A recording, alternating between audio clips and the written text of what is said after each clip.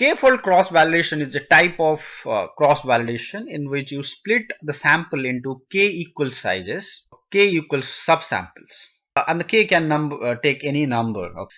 In a sample, let's say there are n observation, and you have taken K subsamples. So the number of samples or number of data points in each sample would be n by K, n upon K.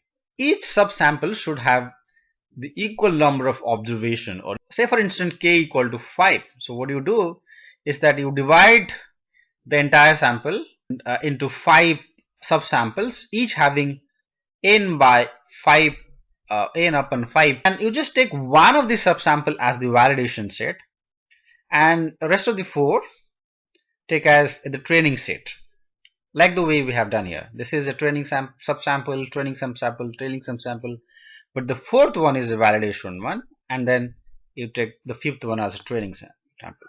So we build a model by training samples and use the validation sample to validate it. How do we validate it? The root mean square error. If it is a regression problem, if it is a classification problem, you can actually use accuracy rate. That's for one iteration. You have to do it for 5 iterations. The validation sample can be any one of these 5 samples. So now you build a model by including training samples 1, 2, 3 and 4th one, and then you validate on this particular one, the last sample. Okay, and you keep on changing that, right? So there will be 5 iteration. Validation sample could be this one, this one, this one, or this one, and this one. And every time you will get an error rate, right, while doing the validation for each of the samples. So if you have K validations, you will get K errors, and you just divide that by K, you will get the average error, which is your prediction error. Usually people take the K to be 5 to 10, because otherwise it takes a lot of computational time to do all these iterations. Here it's 5 subsamples, so we have just 5 iterations. If it is more, it would lot more time.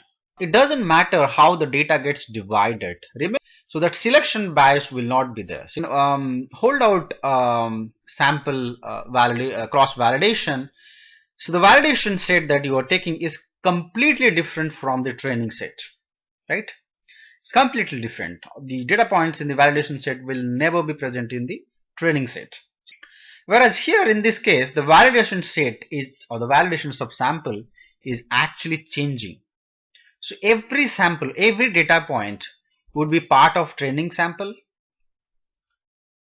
and part of validation sample, right? Because validation set can be this one, can be this particular one, can be this split as well, can be this split, and this split. Similarly, a training set can also be, all the splits.